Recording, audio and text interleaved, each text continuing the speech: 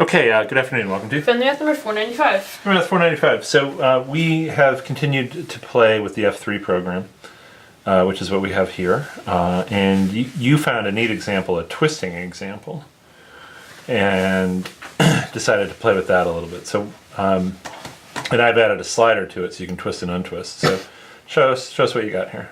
So this is a octahedron. Okay. It started out looking like this.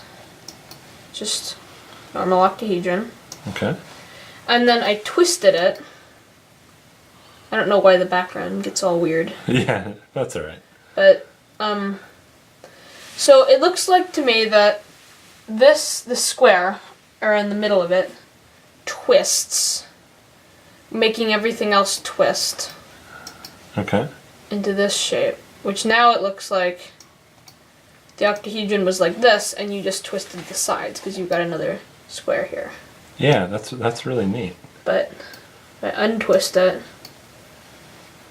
yeah, see, you just twist the sides. Yeah, like almost like it's like an ice cream cone or something. Yep. And what does it look like on the bottom? And on the bottom is the same thing. It's just symmetrical. Okay. And what did you find interesting about this shape? Here, put it like fold it back down to sort of like the middle. Like the No, like here, like flip it down to the middle. Yeah, let's look at it there as you twist and untwist. I mean, it's cool. Like, you wouldn't expect to be able to do this. Like, what's related from twisting an octahedron? What do you get from that? Yeah, you wouldn't expect you could do this. If you just glance over the code, it's actually very, very simple. Yeah. Like it's not, is it like 10 lines of code, if that? And why was this the thing that caught your attention to 3D print? Well, it just looked cool. It just looked cool. Okay, so what we're going to do is we're going to go over to a different spot where we can get a black background and look at the print. Okay. All right. Okay, so here's the shape. What do you notice with this shape, or what now that we've printed it? What do you like about it? It's cool that it's almost like you keep spinning it and the curls go up and up, like because it's one long curl. Here it starts here. And goes up and around to the top. All right, nice. And all of them are like that, but it just looks like you're getting they disappear and reappear as I spin it. Okay. And a little higher. Hold it up a little higher. Yeah.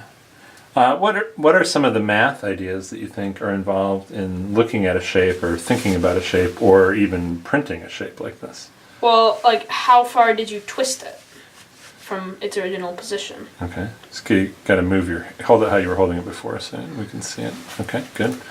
So how far do you twist it? That's certainly one math idea. That was what in the code, that's what the sine and cosine are telling you. And how do you even twist it? Like, do you just take it and rotate it, or do you like move certain layers of it? Oh, okay. Yeah. How do you even twist it? Yeah, how to think about that twisting. And maybe even like, what's the volume of this shape? Oh, yes. That is a very interesting question. I'd like to hear what you think. Do you think, up a little bit, do you think the volume of the shape changes as you twist it? Yeah.